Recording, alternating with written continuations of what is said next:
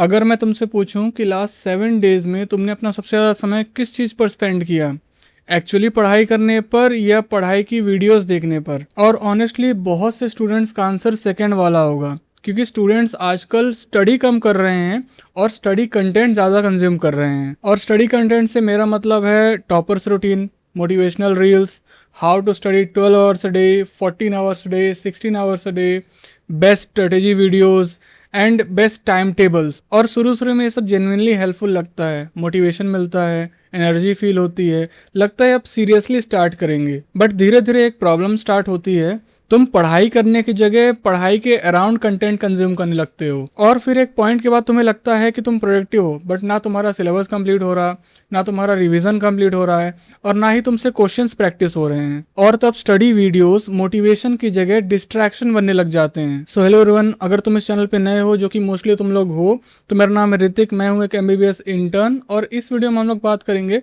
कि कैसे study videos तुम्हारी एक्चुअली में हेल्प करती हैं और कब वो साइलेंटली तुम्हारा प्रिपरेशन बर्बाद करने लगती हैं।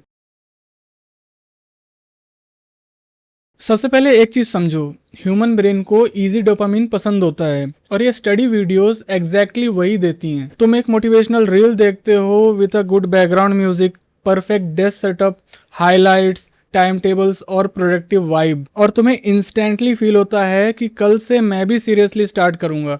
लेकिन प्रॉब्लम यहाँ पे क्या होती है? प्रॉब्लम ये होती है कि तुम्हारा ब्रेन उस मोमेंट को ऑलरेडी एक अचीवमेंट मान लेता है विदाउट एक्चुअली स्टडिंग। और यही सेम चीज जिम वीडियोस के साथ भी होती है। कभी नोटिस किया क्या? कभी कभी वर्कआउट वीडियोस देख के ही मोटिवेटेड फील होता है, इवन तो तुमने एक्सरसाइज की ही नहीं। ब्रेन को इंटेंशन और एक्शन के बीच का डिफरेंस क्लियरली फील नहीं होता, और इसी वजह से study content binge watching dangerous बन जाता है, स्पेशली एग्जाम स्टूडेंट्स के लिए, क्योंकि तुम्हें लगता है कि तुम प्रिपरेशन कर रहे हो, बट इन रियलिटी तुम सिर्फ कंजम्पशन कर रहे हो। अब दूसरी प्रॉब्लम, कंपैरिजन। तुम एक वीडियो देखते हो, NEET topper use to study 14 hours a day. फिर दूसरी, IIT topper use to wake up at 4 AM। फिर तीसरी, this topper use to give 3 mock test daily. और धीरे धीरे तुम्हारा ब्रेन नॉर्मल पढ़ाई को इनसफिशिएंट समझने लगता है। अगर 5 से 6 घंटे तुम फोकस्ड होके भी पढ़ रहे हो, तो भी तुम्हें यही लगता है कि यार मैं इनफ नहीं कर रहा। और ये बहुत डेंजरस है, क्योंकि ऑनलाइन सिर्फ तुम हाइलाइट्स देख रहे हो, nobody uploads. Confusion, burnout, anxiety, depression, low marks and blank days, तुम बस एडिटेड वर्जन देख रहे होते हो और फिर अपनी रियल लाइफ को कंपेयर करते हो किसी और के बेस्ट मोमेंट से। और इसका रिजल्ट क्या होता है? कॉन्फिडेंस गिर जाती है और सेल्फ डाउट बढ़ जाता है। फिर तुम और वीडियोस देखते हो मोटिवेशन के लिए, और ये एक साइकिल बन जाता है। Low confidence, more study videos, more comparison, even lower confidence. एक और अंडररेटेड प्रॉब्लम है टू मेनी स्ट्रेटेजीज। आज कोई बोल रहा है एक्टिव रिकॉल यूज करो, कल कोई बोल रहा है ओनली PYQs मैटर, फिर कोई बोलता है शॉर्ट नोट्स आर यूजलेस, और उसके बाद कोई बोलता है कि without short notes selection is impossible. अब स्टूडेंट क्या करता है? वो हर 3 दिन में अपनी स्ट्रेटेजी चेंज करता है। कभी अपना टाइम टेबल चेंज करता है, कभी ऐप चेंज करता है, या तो कभी अपना स्टडी मेथड चेंज करता है। लेकिन होता क्या है? सिलेबस उसका वहीं का वहीं रह जाता है। ऑनेस्टली मोस्ट स्टूडेंट्स को कोई न्यू मैजिकल स्ट्रेटेजी की जरूरत नहीं होती है, उन्हें बस सेम इंपॉर्टेंट चीज को बार बार रिपीट करने की जरूरत होती है, जैसे रिवीजन रिपीट करना, PYQs प्रैक्टिस करना, वीक टॉपिक्स को दोबारा पढ़ना और टेस्ट एनालाइज करना। ये सब चीज़ें डेली सेम लगती हैं, इसीलिए बोरिंग फील होती हैं। लेकिन रियल इंप्रूवमेंट मोस्टली इसी रिपीटेड बोरिंग वर्क से आता है। प्रॉब्लम यह है कि ब्रेन को बोरिंग कंसिस्टेंसी पसंद नहीं आती। एक न्यू स्टडी वीडियो देखना ज़्यादा एक्साइटिंग लगता है, new video, new time table, new strategy. और इसी वजह से लोग प्लानिंग में मंथ स्पेंड कर देते हैं, एग्जीक्यूशन में नहीं। ये पॉइंट बहुत इंपॉर्टेंट है।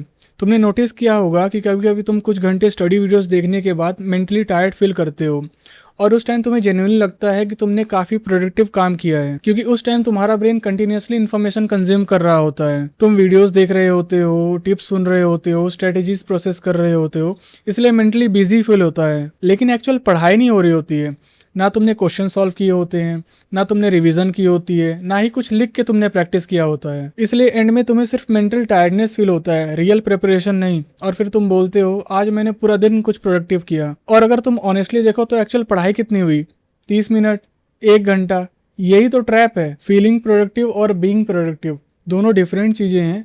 रियल प्रोडक्टिव सेशन बोरिंग होता है, सेम चैप्टर रिवाइज करना, क्वेश्चंस गलत होना, डाउट सॉल्व करना, नोट्स देखना, वीक टॉपिक्स रिपीट करना, ये सब एस्थेटिकली प्लीजिंग नहीं लगता, इसलिए लोग ये सब चीज़ को अवॉइड करके प्रोडक्टिविटी कंटेंट कंज्यूम करते रहते हैं। अब एक इम्पॉर्टेंट क्लैरिफिकेशन, मैं ये नहीं बोल रहा कि सारी स्टडी वीडियोस यूजलेस होती हैं। एक्चुअली कुछ वीडियोस जेन्युइनली हेल्पफुल होती हैं, जैसे concept explanation, exam updates, realistic guidance, test analysis और प्रैक्टिकल स्टडी सिस्टम्स। प्रॉब्लम तब होता है जब कंटेंट टूल से ज़्यादा एस्केप बन जाता है। जब भी तुम्हारा पढ़ने का मन नहीं हुआ, तुम यूट्यूब खोल लेते हो और फिर बोलते हो मैं स्टडी रिलेटेड ही तो देख रहा हूँ। बट ऑनेस्टली ब्रेन को यह फर्क नहीं पड़ता कि डिस्ट्रैक्शन गेमिंग है या study videos. Distraction is distraction. अगर कंटेंट तुम्हें एक्शन तक लेके नहीं जा रहा है तो वो यूजफुल नहीं है, और इसके लिए तुम एक सिंपल टेस्ट करके देख सकते हो। वीडियोस देखने के बाद तुम ये ऑब्जर्व करो कि क्या तुम जेन्युइनली उठ के पढ़ने बैठ गए थे, क्या तुमने एक्चुअल कोई काम किया था, जैसे क्वेश्चन सॉल्व करना, रिवीजन करना या नोट्स बनाना, और जो पढ़ा क्या वो तुम्हें पहले से बेटर याद रहने लगा। क्या क्वेश्चंस प्रैक्टिस करते टाइम या टेस्ट में उसका कुछ फ़ायदा दिखा, क्योंकि सिर्फ वीडियोस देख के मोटिवेटेड फील करना और एक्चुअल लर्निंग इंप्रूव होना दोनों डिफरेंट चीज़ें हैं। अगर नहीं तो शायद वो कंटेंट सिर्फ टेम्परेरी मोटिवेशन था। अब इसका मैं तुम्हें प्रैक्टिकल सोल्यूशन बताता हूँ। तुम्हें स्टडी वीडियोस कम्प्लीटली बंद करने की जरूरत नहीं है, बस उसका रोल चेंज करने की जरूरत है। ये सिस्टम ट्राई करो। Rule 1, study videos only after study session. Study session से पहले नहीं, क्योंकि अगर तुम पहले स्टडी वीडियोस देखते हो तो बहुत ज़्यादा चांस है कि वही फ्लो आगे भी कंटिन्यू होता रहे। रूल 2, इन्फॉर्मेशन कंज्यूम करने से ज़्यादा इम्प्लीमेंटेशन करो। अगर तुम्हें कोई एक अच्छी स्ट्रेटेजी वीडियो मिली है तो अगले 7 दिन सिर्फ उसको इम्प्लीमेंट करो और कुछ मत देखो। रूल 3, एक क्रिएटर या एक सिस्टम को फॉलो करो टेम्पोरली। अगर हर एक की एडवाइस फॉलो करोगे तो कंफ्यूज ही रहोगे। Rule 4, daily silent study time रखो। No music, no reels and no productivity content. बस तुम और तुम्हारा काम। इनिशियली बोरिंग लगेगा बट वही रियल फोकस बिल्ड करता है। And at the end rule 5, track output not motivation.